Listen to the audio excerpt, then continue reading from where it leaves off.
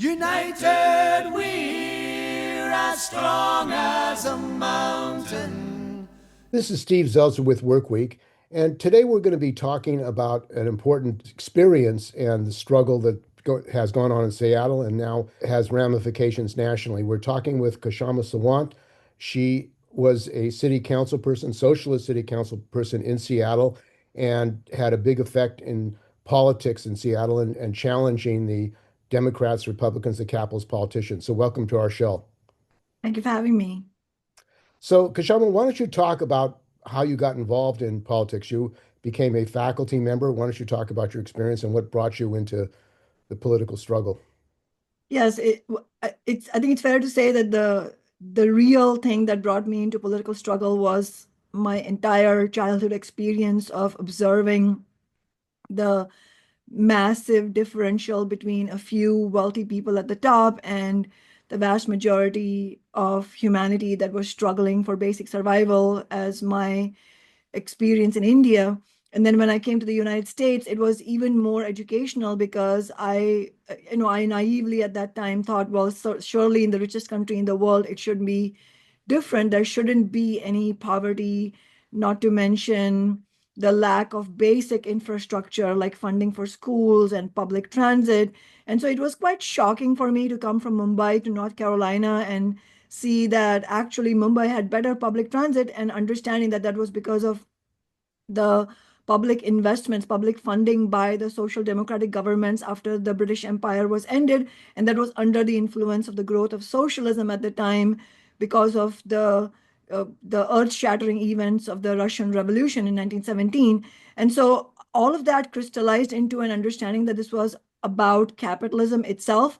And then I just ended up meeting other socialists and I recognized that what I was thinking, what I was understanding as an analysis was actually a Marxist analysis. And since then, I've never looked back. And as you said, I was a faculty member in Seattle. I was teaching economics at the time, and the Occupy movement happened in 2011. And that's when my fellow revolutionary socialists and I played a major role in Occupy Seattle. And through the basis of that, we ran a campaign for the State House, Washington State House in 2012, where we didn't win, but we won a phenomenal 30% of the vote. I mean, it was insane. And then And based on that, we ran in 2013.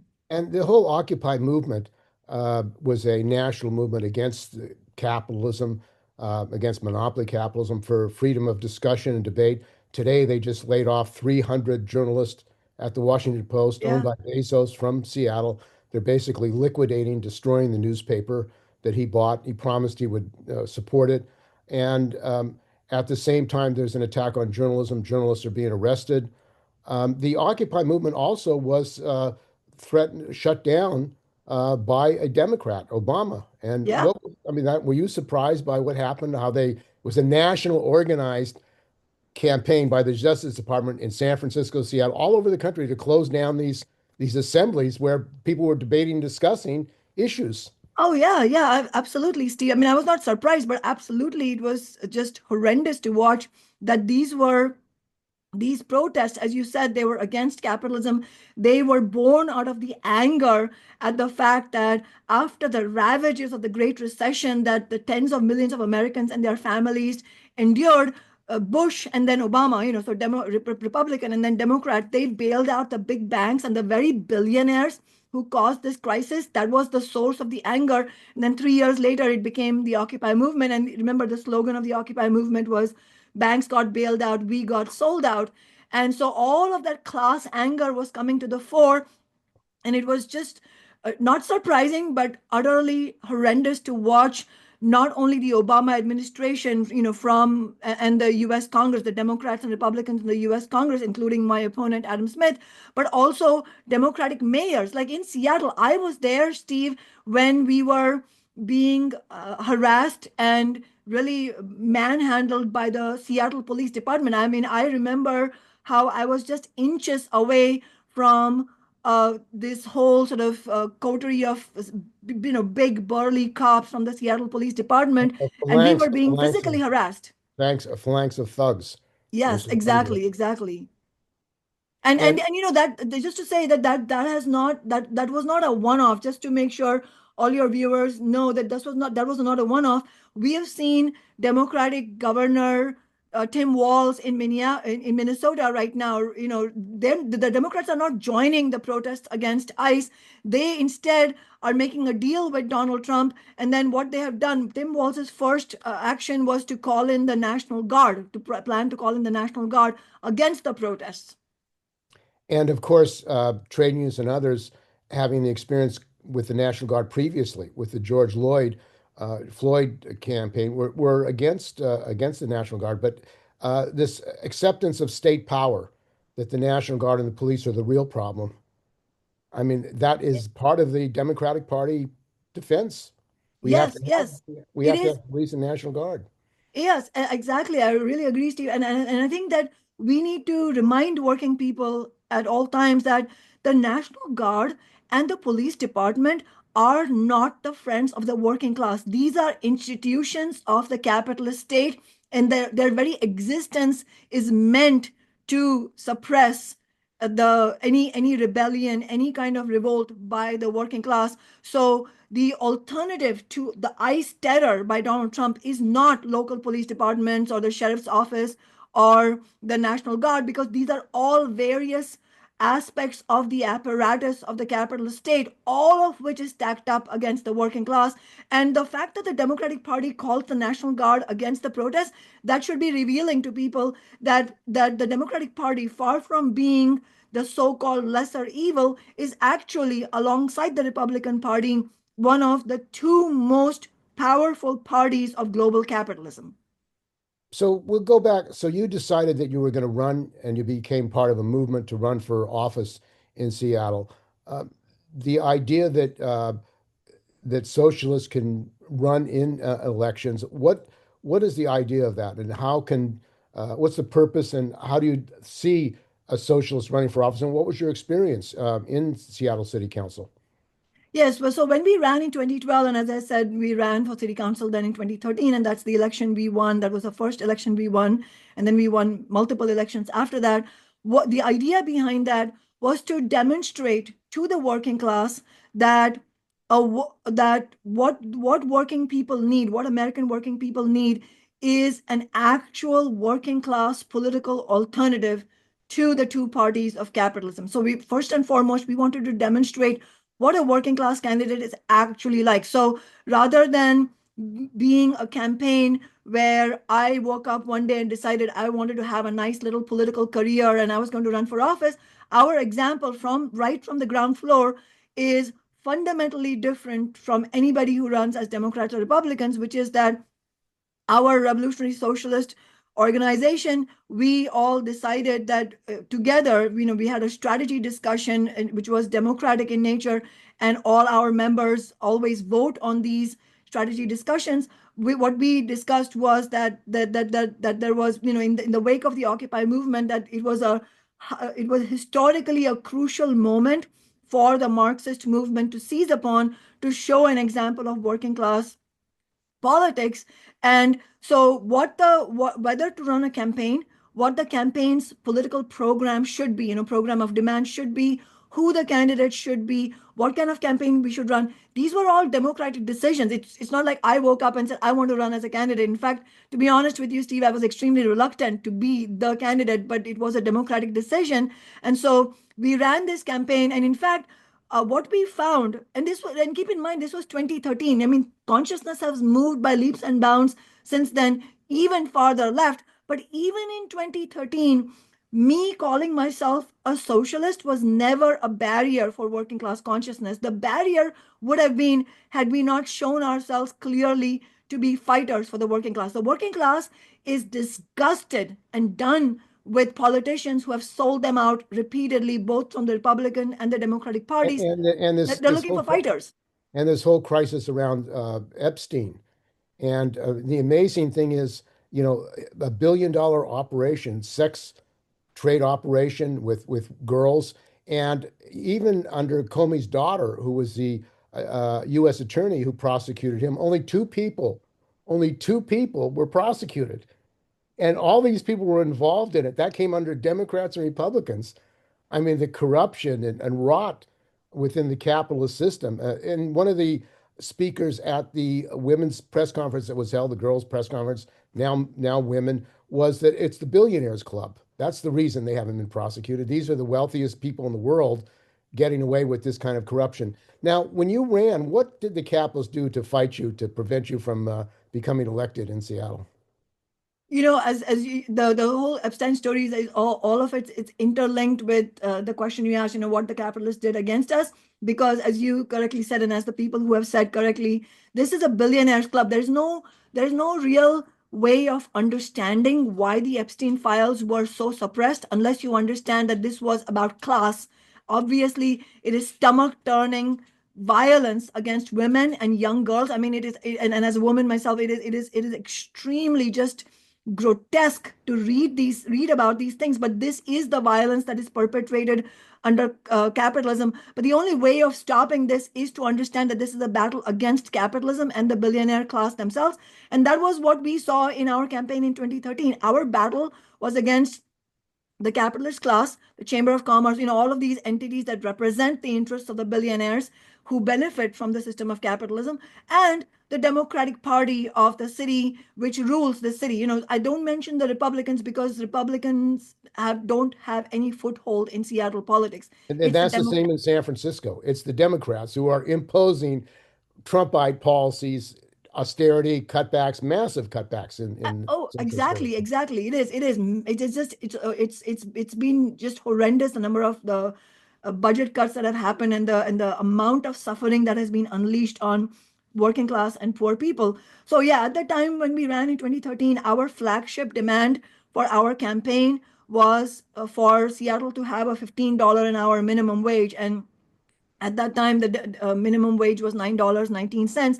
And we were, first of all, Steve, the Democratic Party and obviously the big business entities that they represent, they didn't take us seriously. They literally laughed at us. They laughed at me and they said, "This is utopian. You are in crazy land that if you think that you're going to run a campaign on 15." My opponent at the time, who was the president of the city council at that time, a very arguably the most powerful Democrat in the city at that time, Richard Conlin. It was routine for me to be in candidate forums, a few feet from him, and for him to laugh at me directly, saying, "Oh my God, this is such a joke." And then what they saw completely terrified them, because they saw that our campaign was really forming an imprint in working class consciousness, and people were ready for a fight. People were like, so many of the people, I used to be on the streets every day that whole year, and rain or shine, and I must have talked to, I don't know, thousands of people, and working people, and many of them were like, "I can't believe this. Is this campaign for real? Like, are you actually a socialist? Are you actually pledging to take an average worker's wage if you're elected? Are you actually fighting for a $15 minimum wage and to tax the rich and for renters' rights?"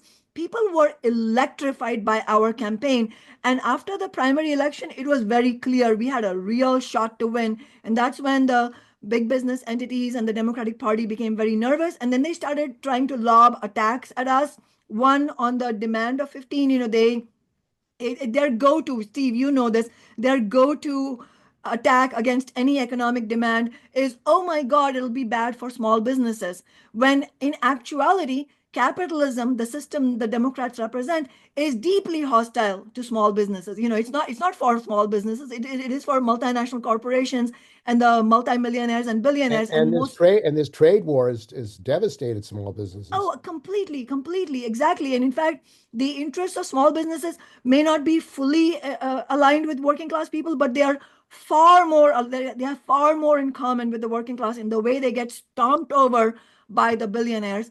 And that is why we were successful in explaining to working people and also small business owners, many of whom actually joined our struggle. I wouldn't claim the majority of them, but many of them did, on the basis of understanding that actually we are all under threat by the capitalist system and by the billionaires who use the idea of small business, the romanticized idea of mom and pop business. They use that as a fig leaf to cover their deeply exploitative policies that harm both working people and small businesses, obviously primarily working class people. So it was the strength of our argumentation that was that was a backbone of our strategy of why we won over the majority of people. And then, there were polls done both during the election and then the next year when I took office. There were opinion polls done of the $15 minimum wage. And at every poll, Steve, was higher than the previous poll. That's how popular it started becoming.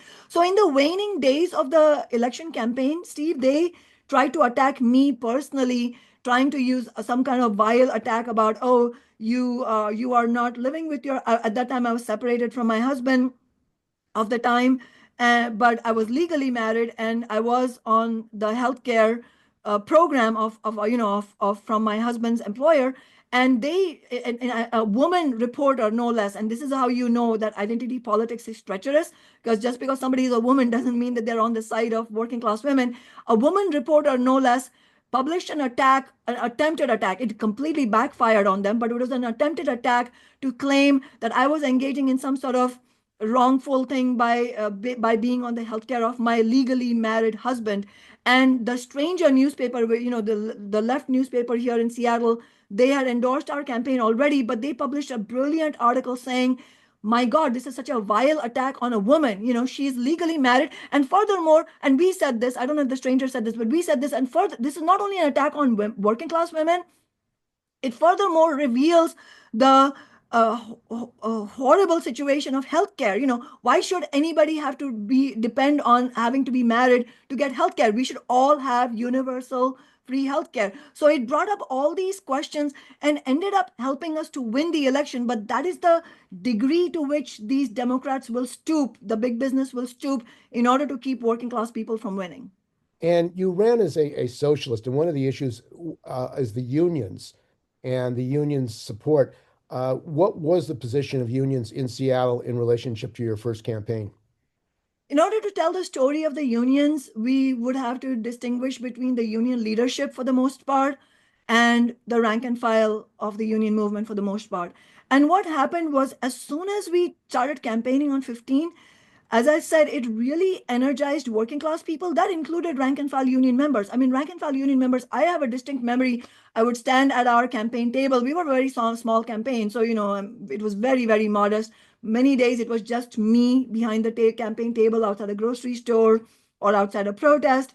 And we, working class people, including union rank and file, would come up to me and say, hey, this is fantastic. Really, I want my union leadership to support this. And I was a union member myself at the time, Steve. I was a member of the American Federation of Teachers, Local 1789. I was also, at that time, a delegate to my local AFL-CIO, the Martin Luther King County Labor Council. And so I had already been very active in the local labor movement. So a lot of rank and file knew me, and they knew me as a fighter in Occupy, as genuinely in solidarity with working class demands and working class needs. And so it really just attracted a lot of union rank and file to our demand. And many of them went to their union leaders and said, why aren't we supporting this?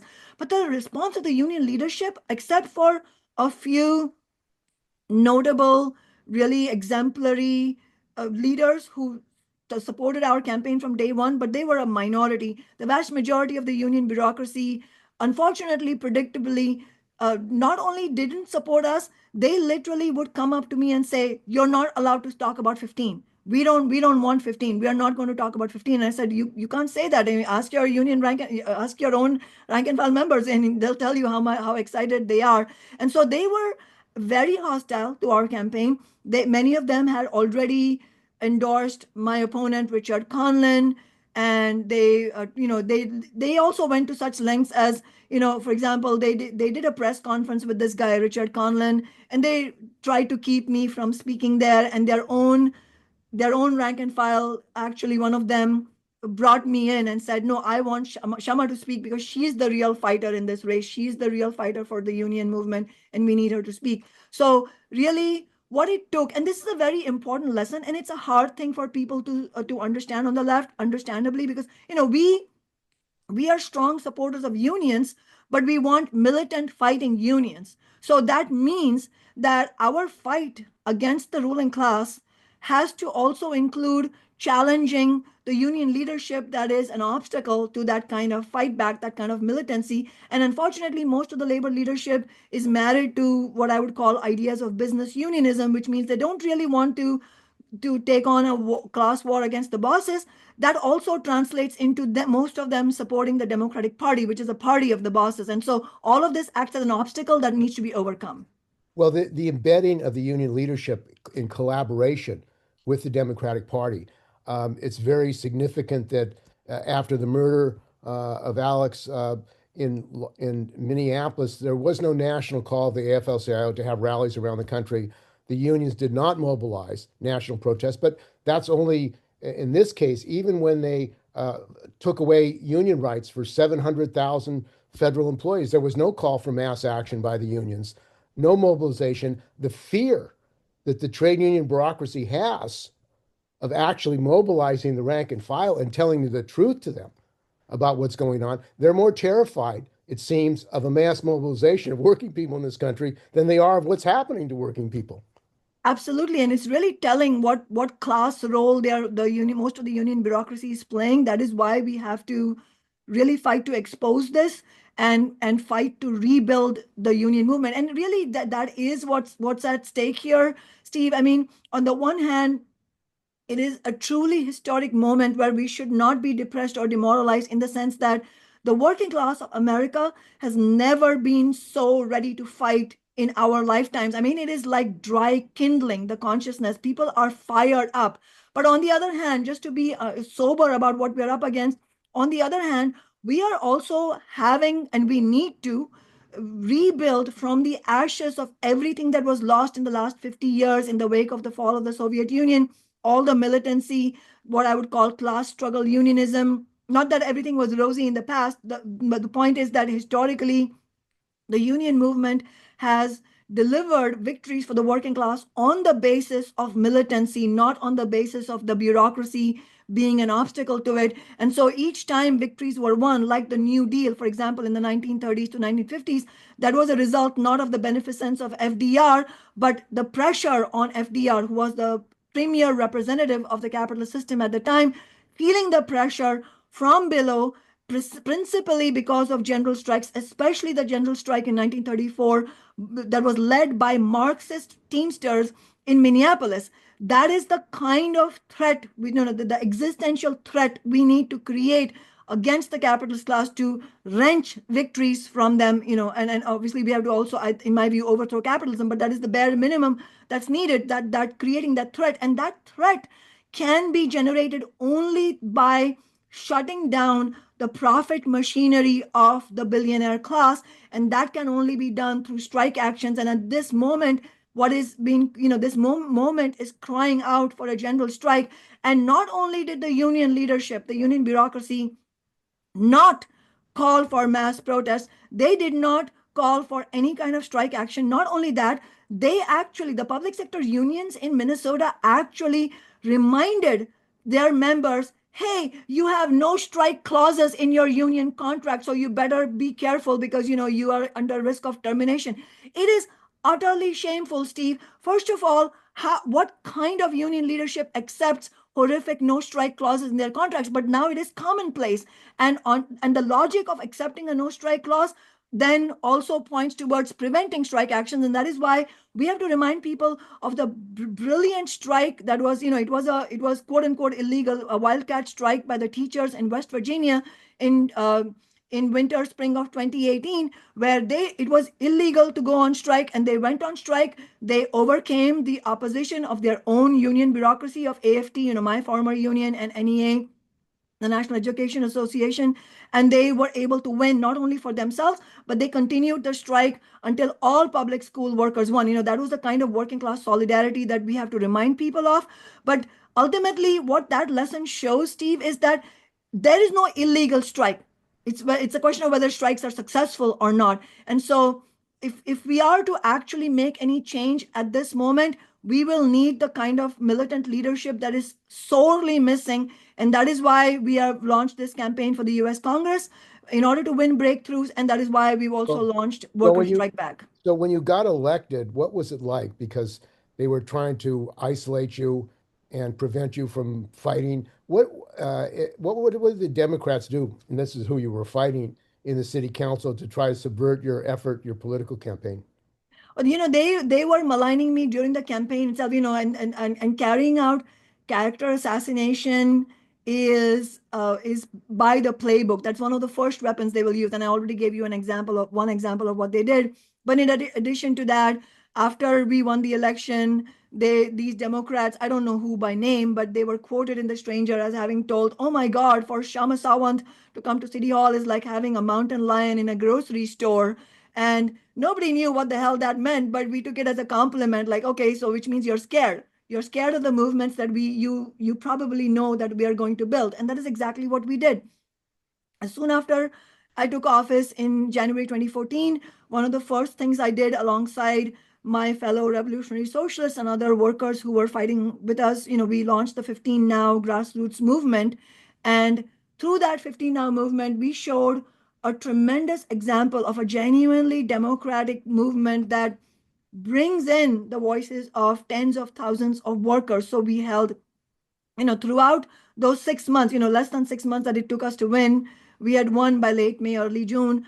But so it was a historic turnaround for me taking office and then winning $15 an hour. But during those months, we launched action conferences that brought thousands of people where we publicly debated the various points of strategy. And then we had public votes and we all participated in them. And I have never personally before that seen any such example of an actual democratic movement. That doesn't mean in any way that we were coy about fighting for our strategy. No, we fought like hell. That is needed. But the point is that it was an actual debate of political ideas, almost like a Soviet. That's what we need. And we showed an example of that. We held marches, rallies, protests, and So then you were mobilizing the working class. It yes, wasn't yes, just and getting elected. It was actually no, mobilizing people. yes, Which is very different from other conceptions of socialist in office. completely. I mean, Steve, we are talking on the morning where the headline news is that Zoran Mamdani has just endorsed Kathy Hochul. That is the polar opposite of what I did in City Hall, where I used my office to go to class war back on the Democratic Party and the elite. And I say class war back because the steady state of capitalism at any moment is class war from the ruling class against the working class. And our only choices are we roll over and die or we fight back. And that is going to class war back. So, yes, they didn't fear me alone. The ruling class feared my willingness to mobilize tens of thousands of people together. That is what they feared. And Hochul in New York is actually invited the scabs into New York to replace the hospital workers. Yes. And here you have the head of the state of New York, a Democrat, inviting scabs in to replace the striking nurses. And you have the mayor, quote unquote, socialist mayor, endorsing her instead of organizing mass protests. I mean, in New York hospital strike, you have unions crossing each other's picket lines. They threatening to fire 15,000 nurses. It raised the question of national health care, getting rid of the insurance companies, United Healthcare, which are privatizing Medicare. And yet that's not being raised, and it should be raised. So what you're saying is in your campaign, you actually began to mobilize and saw your election as a vehicle to actually activate the rank and file and the working class directly against the capitalists. Absolutely. I mean, the starting point was no backroom deals, no alliances with anybody who's selling out working class people. You don't go to City Hall or the US Congress and think that the Democrats and Republicans are your friends or the friends of the working class. No, they are class enemies. If you're not clear about that, you're going to sell out. I don't care what your intentions are, you're going to sell out working class people. And so we showed a completely unique example at the time of what it means to be an actual fighter for the working class, whether you call yourself socialist or not. What does it mean to be a fighter for the working class? It means understanding that the Democratic Party is a party of capitalism. The Republican Party is a party of capitalism, and you cannot make alliances with them. What you need to do instead is bring the might, the latent power of the working class into an organized force and put the pressure on the Democrats and force them to concede. That is how we won $15 an hour. I mean, on day one, not even the progressives, Steve, not even the progressives were willing to say, I will vote on 15 when Kshama brings forward this legislation. The best that they did was hemmed and hawed about, oh, I need to look at studies. Maybe we need to have robust analysis. Maybe we should have stakeholder meetings. Maybe we should appoint a subcommittee. This is what the progressives were saying, progressive Democrats. The outright corporate Democrats were saying, hell no, there's no way they're winning any $15 an hour. And just to share an anecdote, just a few weeks after I took office, two of the most powerful Democrats in City Hall came into my office, sat me down, and said, in no uncertain terms, that it's all well and good that you have rabble roused your way to City Hall, but we are here to tell you City Hall runs on our terms, and you are not going to win any minimum wage, let alone 15. Less than 6 months after they said those words, famous last words, we had won 15, and they, along with other Democrats, were forced to vote yes on it. That is the power of an organized working class. And that is the only advantage of having any elected position for the working class. But I want to make something clear. Often this discussion devolves in the minds of in the debates on the left, it devolves into electoralism or anti-electoralism. I think that is a completely misleading debate. That is not the issue. The issue is what kind of leadership we need, whether it is elected in City Hall or US Congress, whether it is elected leaders in the labor movement, or it is unelected social movement leaders like BLM leaders. What is the kind of leadership we need?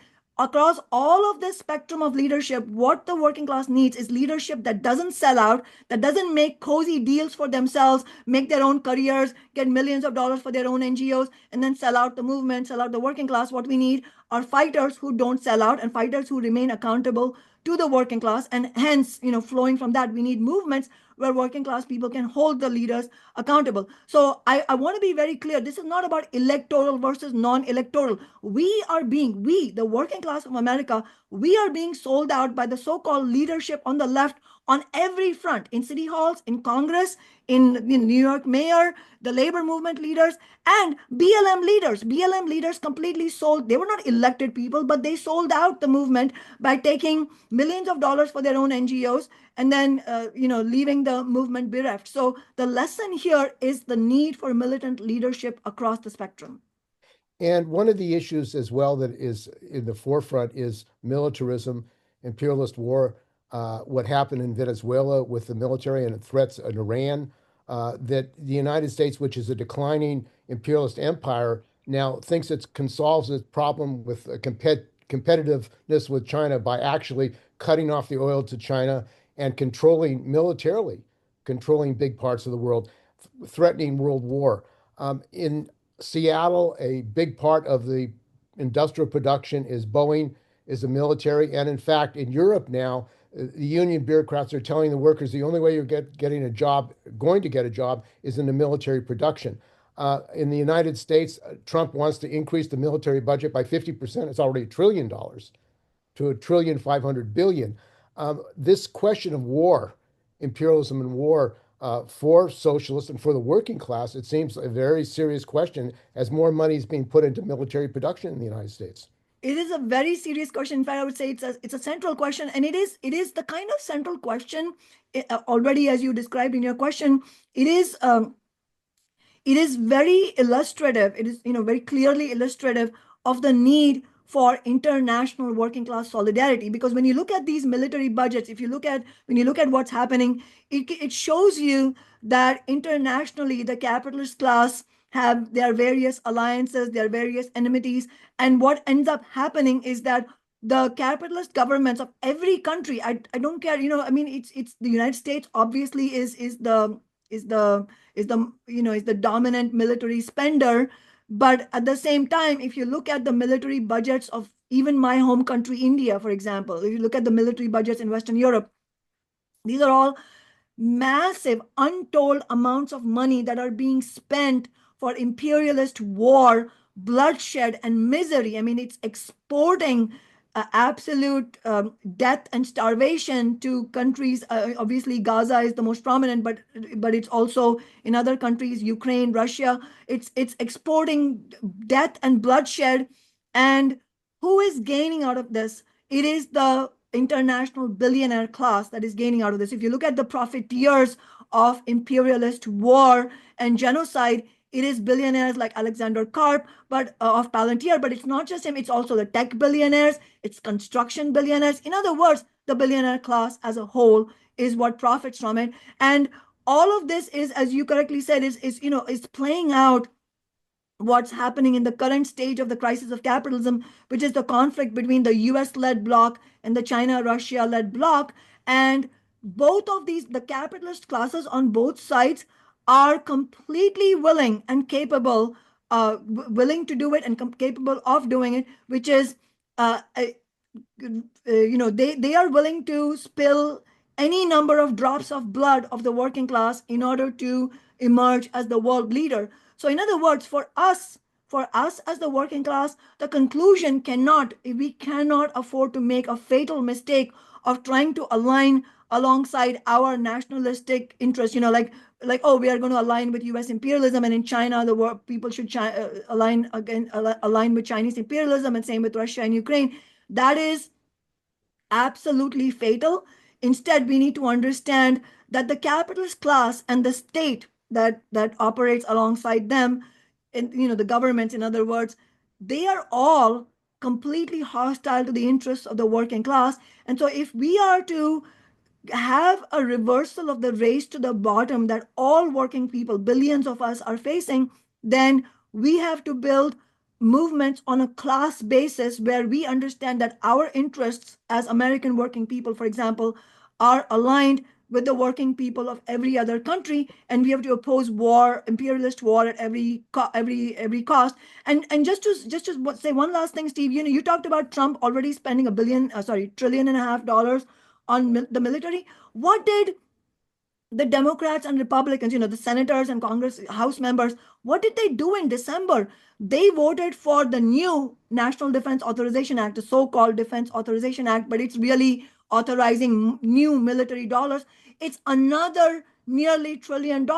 And the Democrats in their hundreds voted for this. Adam Smith, my opponent, voted for this. So it is the Democrats and Republicans both absolutely driving. This is what bipartisanship means. When the Democrats and Republicans say bipartisan, we as working people should shudder, because it means more war, more bloodshed, it means more exploitation, it means more cuts to our basic services. So on the one hand, you have trillions of dollars of cuts to Medicare and Medicaid, and on the other hand, trillions of dollars for war.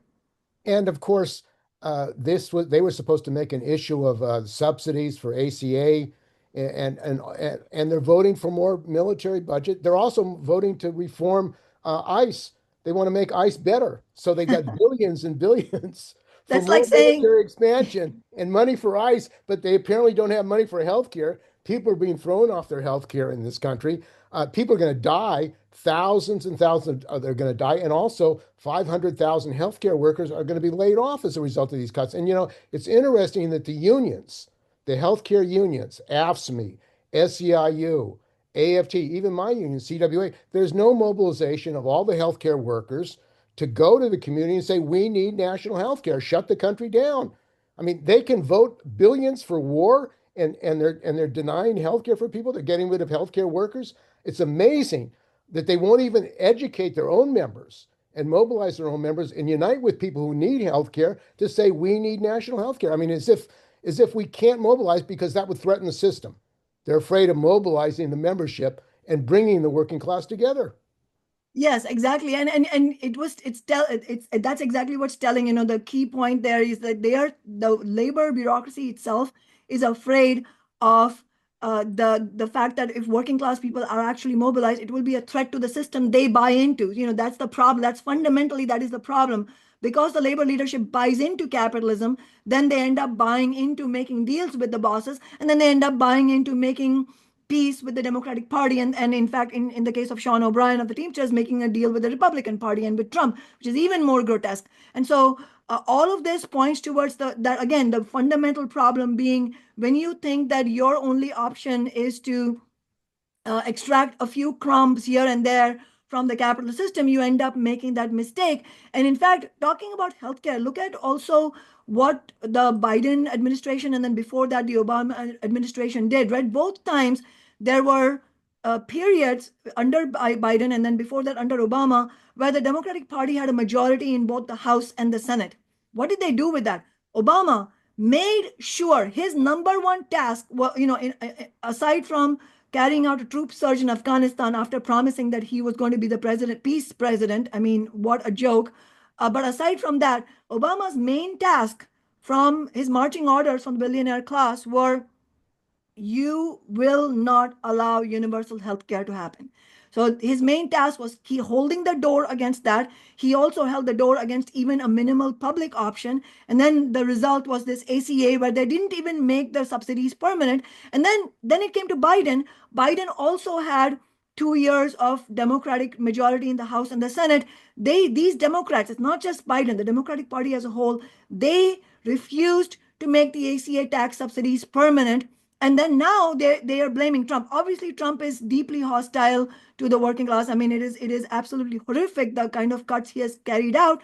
But he came to power in the first place because of the betrayals of the Democratic Party on all these issues, including the genocide in Gaza. Kamala Harris, had she even lied to the working class and said, I will try to stop the genocide, she would have won the election. If she had even given a little bit of a bone like that, but she refused to because she didn't want to make a promise that she would then be held to. And so you had two candidates, Harris and Trump, who were both candidates of genocide, candidates of border walls and attacks on immigrants, and candidates of attacks on the working class. And so the betrayals of the Democratic Party have directly led to the horror show of Donald Trump. And so if we want to defeat Trump and we want to stop the growth of Trumpism, the road to that absolutely does not lie through again voting blue this year in the midterms. Oh, let's just elect one more Democrat. What the hell? The Democrats had a majority. What did they do with it? Look at California. If you want to talk about healthcare, California is a state ruled by the Democrats. The governor has been a Democrat for a while.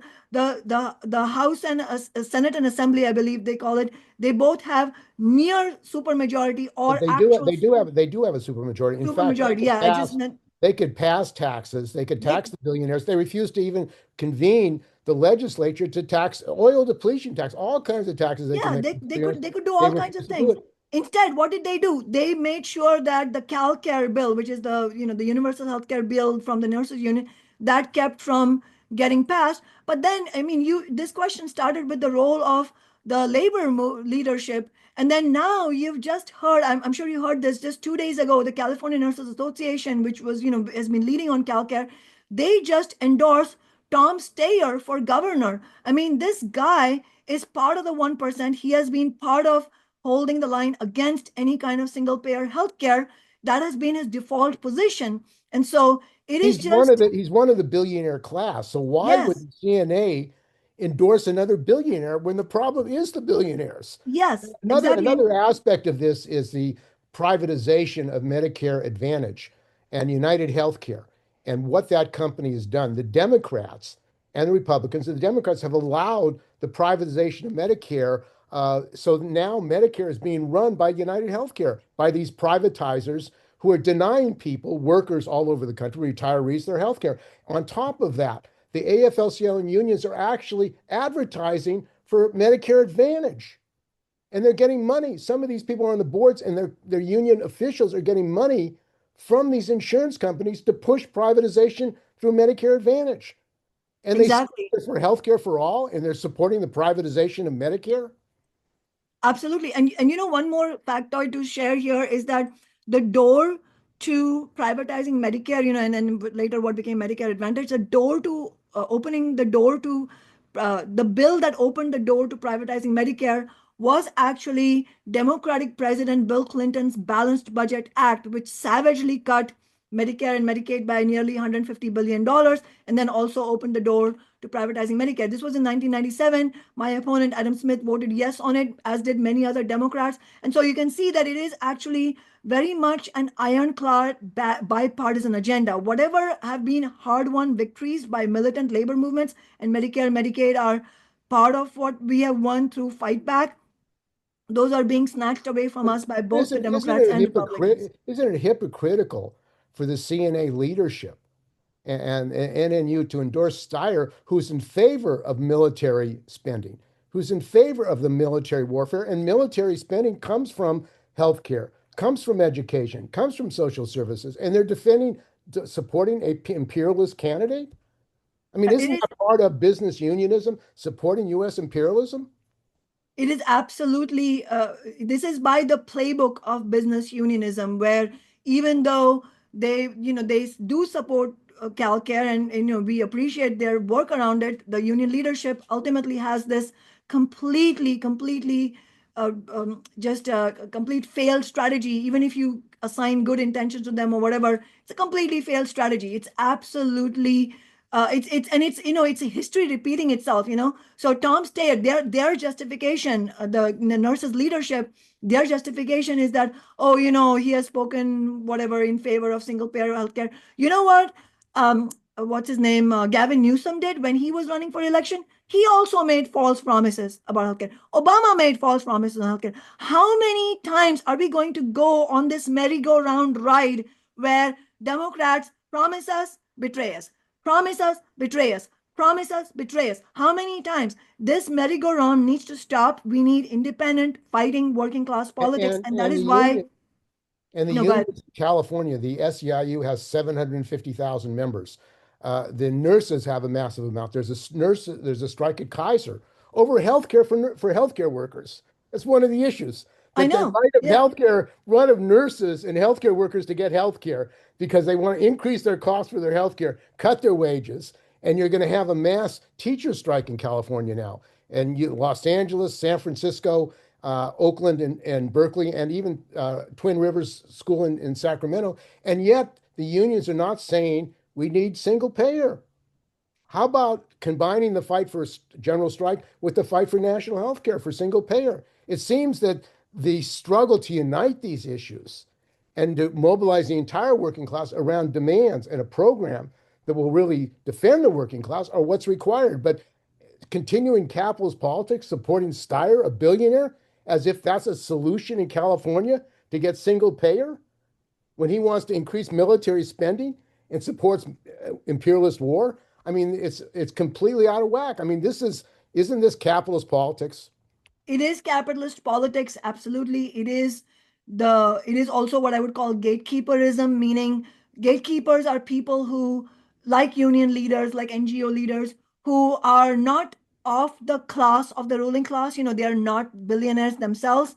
They look and sound like us, they sound like they support us, but ultimately what they are doing is carrying out the agenda of the ruling class. And capitalism as a system could not survive unless it had spokespeople from among the exploited class. Like, so there are, unless the union leaders were helping the Democratic Party, helping give cover to the Democratic Party wouldn't be able to sell out in the way it was doing it. The billionaires wouldn't get away with the literally murder as they are getting away with in the genocide in Gaza. And I think it is important to mention the Democratic Socialists of America leadership as well. I mean, they have 250 elected officials across the nation now. Since I was elected, I was first elected in 2013. There were no socialists then.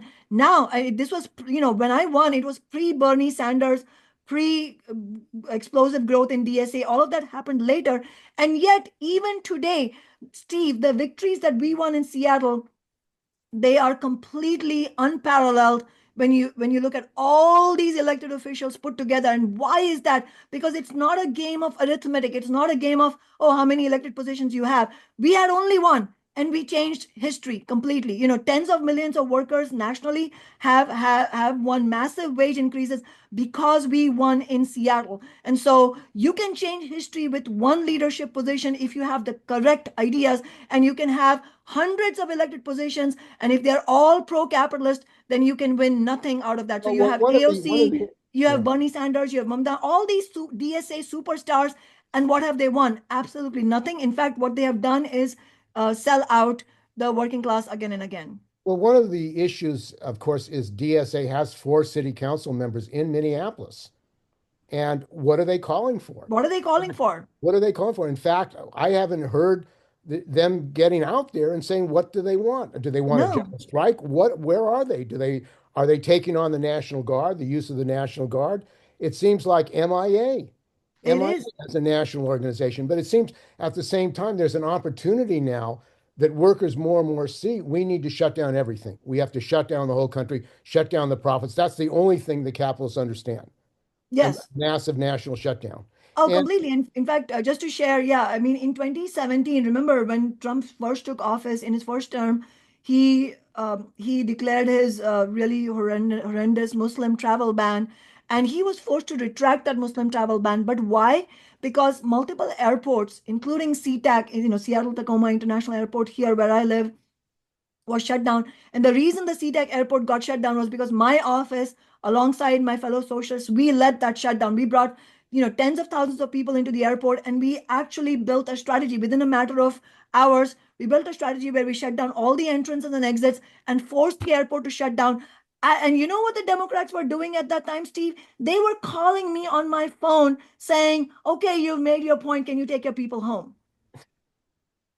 And it was that kind of shutdown at SeaTac, JFK, Atlanta, that is what forced Trump to back off. And that is what will be needed to defeat Trump to end ICE terror. Right now, we and, need and it's strike and it's actions and a general strike. and it's interesting because Sarah Nelson, who's president of the Airline Flight Attendants, has said she was for a general strike when they took away bargaining rights, but she's not organizing for a general strike. Brandon Johnson called for a general strike. No one backed him up. I mean, the trade union bureaucracy, they don't want to mobilize for a general No. strike, to organize for a general strike, because you'll bring millions of workers into action around a general strike. But the rise of fascism now, and these goons, these Gestapo goons, with a budget of $170 billion. They want encampments, prisons for not just immigrants, for leftists, for workers, for trade unionists. It's a frontal attack on the working class in the United States and drive for fascism. What is going on as far as the fascist movement in this country? Because even though MS, for example, is talking about they don't want elections, yet who's going to defend democratic rights? Is it going to be the Democrats? Are they going to defend democratic rights? It's definitely not going to be the Democrats. In fact, it's the exact opposite, right, Steve? I mean, they have led to the growth of the right wing. I mean, it is absolutely horrific. It's super dangerous. I mean, yes, it is the sight of armed military uh, officials in city after city, and the fact that in the Minneapolis area, something unprecedented has happened. Obviously, all the killings, broad daylight brutal murders of, Assassinations and murders. yeah, it's assassinations and murders, yeah, in broad daylight. I mean, it's absolutely horrific. And then all of this is happening in the context of 3,000 ICE agents and border patrol personnel being unleashed in the Minneapolis area. And this is, it's part of what they call Operation Metro Surge. But this type of mobilization of these agents, this is the largest ever mobilization in US history in any given city. I mean, this is unprecedented. It's extremely dangerous, and it is extremely urgent that we fight back. And this is why the strategy matters, Steve, because if you look at the opinion polls right now, the majority of Americans are against the ICE terror. The majority of Americans are angry at Trump. I mean, his own approval rating has cratered. There have been millions of people who have protested against ICE terror, against the genocide, and yet Trump is still emboldened. That tells us that it is not simply, oh, we all go out and protest and that changes. Yes, protests are crucial, but the protests need a fighting strategy. They need a strategy in order to shut down the profit machine of the bosses, which is the only threat that will work against the Trump administration. But that will happen only if we have a leadership that understands that you have to go up against the Democratic Party as well. One of the reasons the union leadership does not, like you were saying, Steve, they are afraid of mobilizing working people. The reason they're afraid is that even if the initial protest, if strike actions might be against Trump, the union bureaucracy is afraid that if they unleash worker power, it will also call into question the Democratic Party and capitalism itself. They don't want that. That is why they are covering for the Democratic Party, and they say they are against Trump, but they don't actually mobilize any kind of strike action against Trump. And that is why we need a breakthrough out of all this. We cannot simply just do the things that have not been working, because the union leadership is not going to do it unless they themselves face pressure. And that is why And they're not going to face pressure from individual rank and file members speaking up, because there is, of course, huge anger. There's pressure on the union leadership right now, but even so, it needs a much bigger breakthrough to push back against them. Isn't the national trade union leadership, for the most part, not all of them, pro-imperialist? They support capitalism Yeah. openly, and they support imperialism. In fact, I don't know if you heard, but the National Endowment for Democracy, which is a U.S. government-funded agency which funds the AFL-CIO Solidarity Center and has provided over $1 billion to the AFL-CIO Solidarity Center, supposedly for international operations, was just refunded by the Trump government for $70 million for the international operations of the AFL-CIO.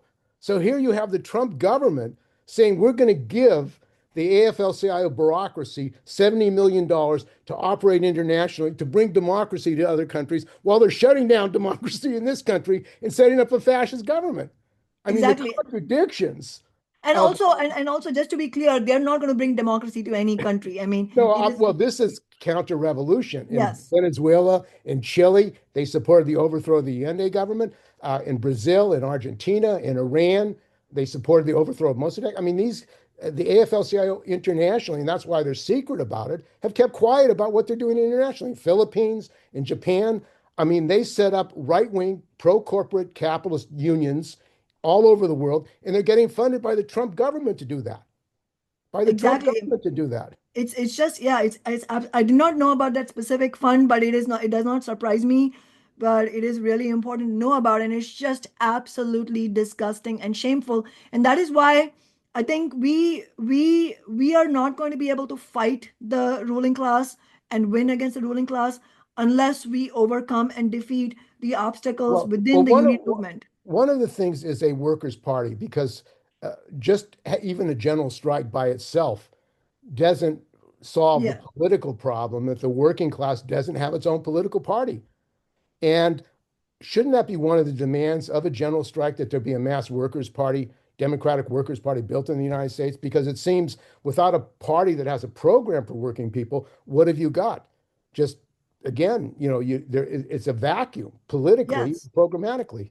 Yeah, no, I totally agree. I mean, the general strike is also far cry from happening today, but and we need to fight to make that Oh, I happen. But think it's coming. I think it's coming. A well, general yes, strike is but coming. I but but think that but Trump, the mask is off. He's an but that but agitator and provocateur. yeah, but that's what I'm saying. I'm speaking to your point that even that will not be enough, in the sense that unless we have an actual political program for that general strike and we have something to build on it in terms of a new party, it is not going to work. So that is actually the most urgent need right now, is for a new working class party, or a working class party, because we don't have one. Both Democrats and Republicans represent capitalism. And that is why I think it is important for all your viewers to support our campaign for the US Congress, because we need breakthroughs in order to make that happen. It is not going to happen through individual rank and file workers talking about the need for a new party. The working class in America needs a political earthquake in order to have for us to have a platform where we actually are able to build that.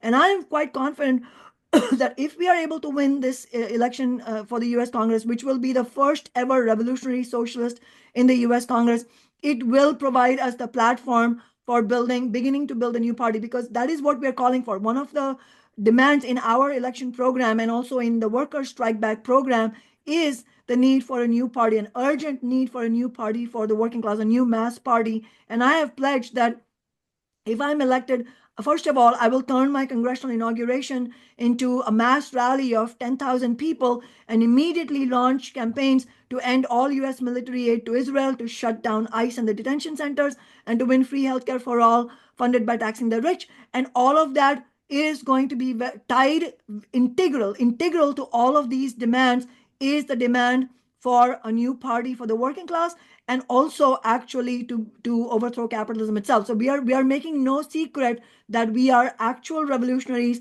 and that is what we need. We need revolutionary struggle against capitalism, and we need to we obviously most immediately we need to fight for our own party, but that party's program has to include taking into democratic public ownership of workers all the big banks, the big industries, the commanding heights of the economy in order for workers to actually begin to run society. And this oligarchy that we have, this techno-fascist oligarchy, including in San Francisco with the AI techno-fascist, including in Seattle with Bezos, I mean, they become more and more brazen in their attack on the working class, the destruction of the Washington Post, the wrecking of the economy. I mean, they're disassembling the American economy, building data centers and stealing water from communities like Tucson, trying to take water from communities all over the country. I mean, it seems like capitalism gone wild, capitalism out of control is what we're facing. And where is Adam Smith's role in this? Adam Smith has been a peon for the capitalist class for the nearly 30 years. He's been in Congress for 29 years. This guy is like the model servant of the bloodthirsty exploitative billionaires. He has never met a war he didn't like. He's actually one of the remaining 5 Democrats who voted for the Iraq War. That's how long he's been Has there. he ever apologized for his vote for the Iraq War? That's the thing, though. This is what they do. It's a sleight of hand. They try to whitewash their own record by saying, "Oh, I'm yes." So Adam Smith has apologized for the Iraq War. He said, "Oh, he claimed naivety. He claimed he didn't know." But then after that, he has voted for every war that there were votes for. He has supported for every war, whether it was against Yemen, Somalia, Syria, Libya, Afghanistan. All of and now funding the genocide in Gaza. So he has done all of those things. So that apology means exactly nothing. In Yeah, fact, he has blood on his hands. he has blood. Adam Smith has the blood on his hands of millions of people. It is not only the nearly million people who have been killed in the genocide in Gaza, but it's the millions of people who were killed in Iraq and Afghanistan, in Yemen, Syria, Libya, and in fact, he was actually one of the Democrats who voted for Bush's Patriot Act, which unleashed a wave of mass surveillance. And also he voted for Bush's Homeland Security Act, which was the vote that created ICE. So Adam Smith has voted to create ICE. He has voted repeatedly to fund ICE. He was one of the Democrats who voted to break the railroad worker strike. He also voted for the Graham-Leach-Bliley Act, which helped deregulate banking and which was part of why the Great Recession happened. And then after that, under Bush and Obama, he was one of the Democrats who voted to bail out Wall Street instead of the tens of millions of working families that were suffering. So So he's an appendage of the capitalist class, of the billionaires. completely. And in fact, if you look at all of this and then in addition to look at who's bankrolling him, like not last year, sorry, in 2024, his last election, his main bankroller was APAC, the Zionist lobby. And his funders include all kinds of billionaires, including Alexander Karp and Joe Lonsdale. So Palantir is backing Adam Smith. Yes, openly. They're openly, and he has openly spoken up for them.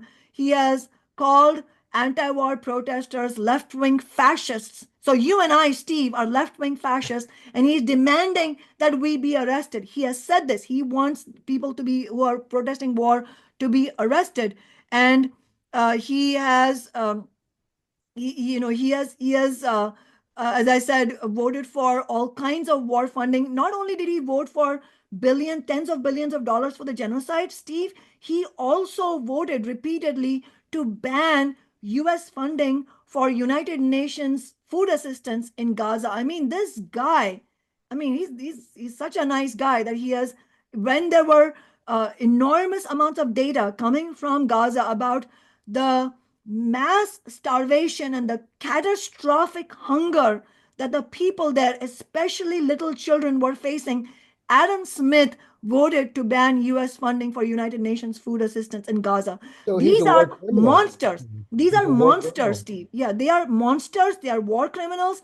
Adam Smith is, he deserves to be on trial for war crimes, but the least he deserves is to be thrown out of office. And I should also say that we cannot have another Democrat in his place either. What we need is our revolutionary socialist politics in U.S. Congress, because the so-called progressive Democrats have also shown that while they may not be outright warmongers, what they will do is back up the warmongering agenda of the Democratic Party. And so the real solution, if we want to end the genocide, if we want to end US military aid for Israel, we need our revolutionary socialist politics there. Well, even the issue again, as we were discussing earlier, healthcare, they're voting more money for the military, the quote unquote liberal Democrats, at the same time that people are dying from healthcare in this country. I mean, Israel has national healthcare. In fact, Greenland, one of the reasons the people of Greenland didn't want to be part of the United States is they said they have national healthcare in Greenland. In Greenland. So why should they become an American when we don't even have healthcare in this country? So Adam Smith has said that he's for continued private control of healthcare as well. Where the Oh, but here's where it reveals the agenda of the real role that progressive Democrats play. Here it is. So we are told to think, we're asked to think that, okay, you may not like Adam Smith, but then you have progressive Democrats like Pramila Jayapal and AOC. You know what Pramila Jayapal has done? And Pramila Jayapal, and it's not just her, the whole so-called progressive caucus, their role, the progressive caucus role in the Democratic Party is not to actually push for progressive things, because they don't achieve a damn thing for the working class, but their role is to act as cover, actively act as cover to the outright warmongering agenda and the exploitative agenda of the Democratic Party. So you know what Pramila Jayapal does?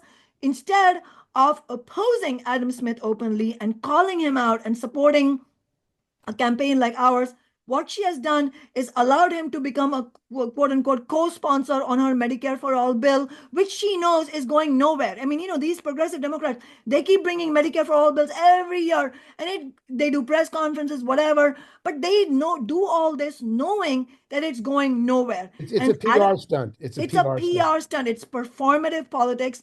And the reason she is allowing him to be a co-sponsor on this, even though she herself has no intention of fighting for Medicare for all, but he certainly doesn't, because he's bankrolled by the health insurance billionaires. But the advantage of letting him be a co-sponsor is then you can say, oh, he's not against Medicare for all, so just vote for him. Vote for 30 years. The guy has been in Congress for 30 years. He has crushed Medicare and Medicaid. He has voted against workers. He has voted for endless war. But this time is different. This time, let's trust him. Let's vote for him. This time, trust the Democrats. This is the story in every election. We have to break from this and start building a new party. And these so-called progressive Democrats now are giving cover to Adam Smith, the people that have actually voted for war, and they continue to vote for military spending. How you can have a $1 trillion war economy and not take care of the people in this country, it's impossible. I mean, the infrastructure is falling apart. I mean, Trump is talking about how he's building great military planes and able to bomb places all over the world, and this country is falling apart. I mean, they're destroying education. They're destroying healthcare. They're privatizing the VA. This is all on the basis of being allowed by the Democrats in Congress. Exactly. And then the December bill on authorizing $1 trillion more for Trump's military, that bill in the House, Steve, the House had its own bill, the Senate had its own bill. In the House bill, 115 Democrats voted for that, including Smith, but he is far from the only one. And 197 Republicans voted for it. So in other words, that bill to give further money for genocide and the forever war industry, while all our services, all our needs are being neglected, that bill passed with 74% of the House vote. I mean, what bigger case can there be for us to immediately start the fight for a new party for the working class? The role of AI. Now, there's a speculative bubble. Billions, hundreds of billions of dollars are going to invest in AI and these data centers, which are wrecking the environment, which are stealing water.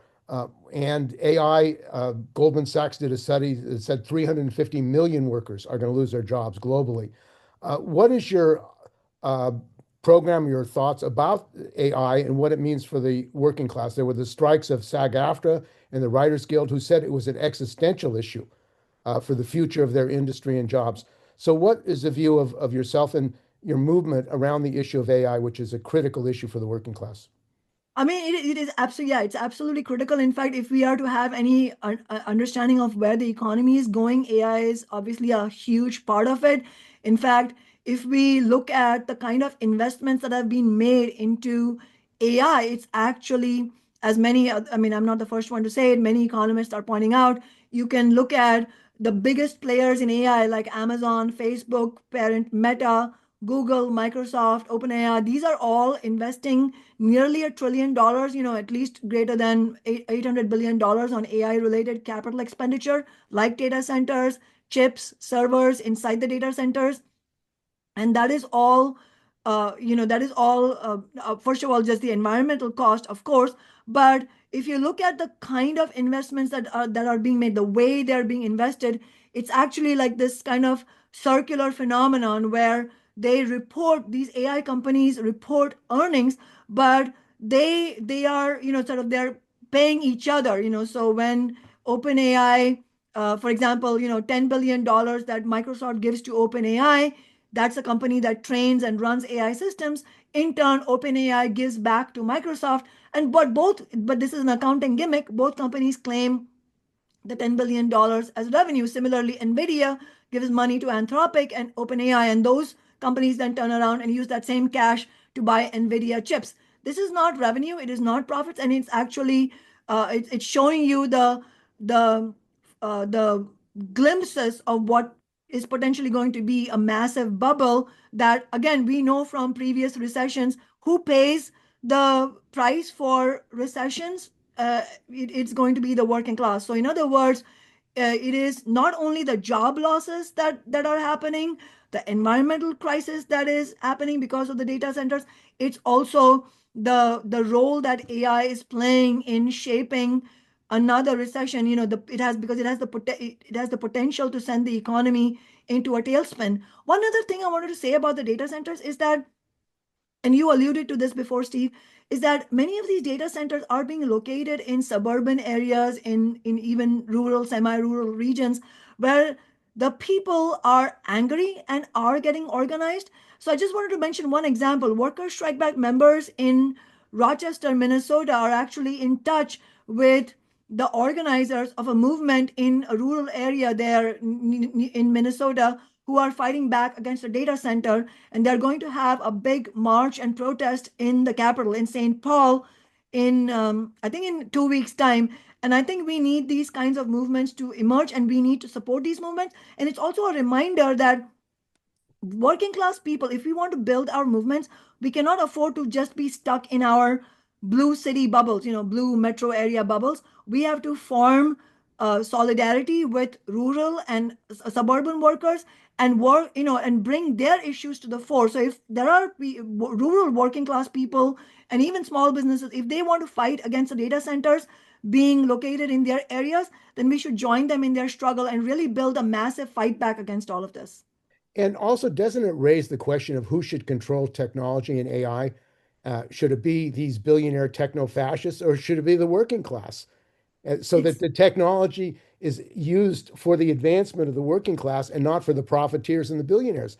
I mean, it seems like they're going wild with speculation, manipulation, financial manipulation of AI, and getting rid of large numbers of workers, including tech workers who are being laid off in Seattle and around the country with Amazon and these other companies. It seems like the whole control of technology by capitalists is actually destroying the working class, is used to destroy the working class. very much so. In fact, that is why I don't agree with some of the part of the left which has an anti-technology viewpoint. As a Marxist, we need technology to be harnessed for the good of society, but that can't be done if we don't own it. That is why, for us as Marxists, it's a political question, like what technology ends up doing, whether it harms or hurts. I mean, harms or benefits human society.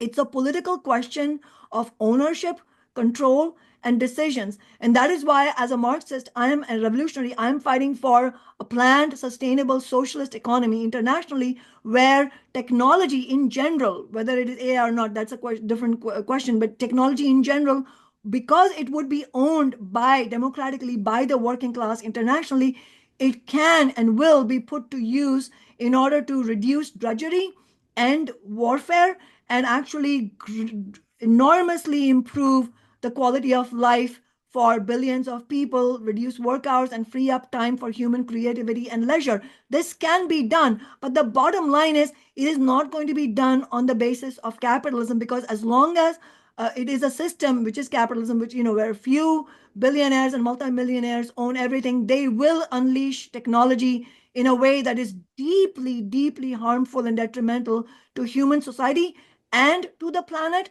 And that is why it's a non-starter. Unless we talk about democratic public ownership of the resources of society in the hands of the working class, it's a non-starter. We can't actually change anything. Well, I want to thank you very much for joining us, Kashama. And what can people who want to support your campaign?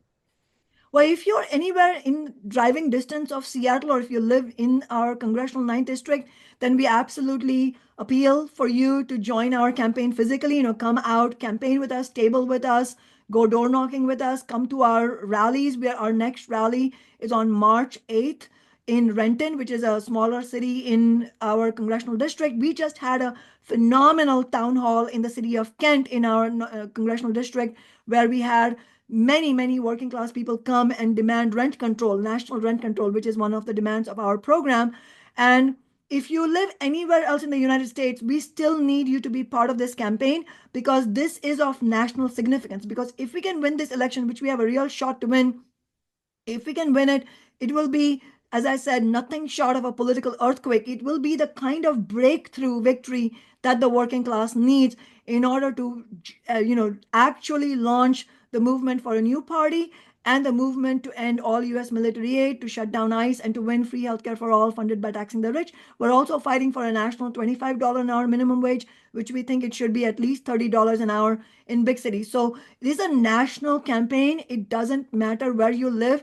You have all kinds of quote unquote progressive Democrats running in this midterm election, but not one of them has, not one of them is calling for an end to U.S. military aid, to shut down ICE. But on top of that, none of them has anything like the track record that we have from my 10 years in City Hall. We are a proven fighting campaign that has never betrayed the working class. And that is the kind of breakthrough, the kind of change we made in Seattle, where we commandeered the city's politics and changed history. That is the kind of history changing working class victory we need in the US Congress. And it will be the first ever revolutionary socialist in the US Congress. And you can bet that the ruling class will go to every possible length to try and defeat us. And that is why we can only counter that by tens of thousands of working people in every state. I don't care whether you're in Hawaii or Florida. If you are inspired by our message, and if you agree that we need a history-changing fight back in this country against capitalism and their two parties, then we urge you to join us. You can help us phone banking, help us, you can host house parties and fundraise for us, because this is a campaign that takes no corporate donations, and yet, and a median donation of $25. And yet, even before this year dawned, we had already raised $400,000 with donations from every state in the country, and also Washington, D.C. and Puerto Rico. That is the strength of this campaign. So I really urge you all to join us. Go to kshamasawant.org and get involved.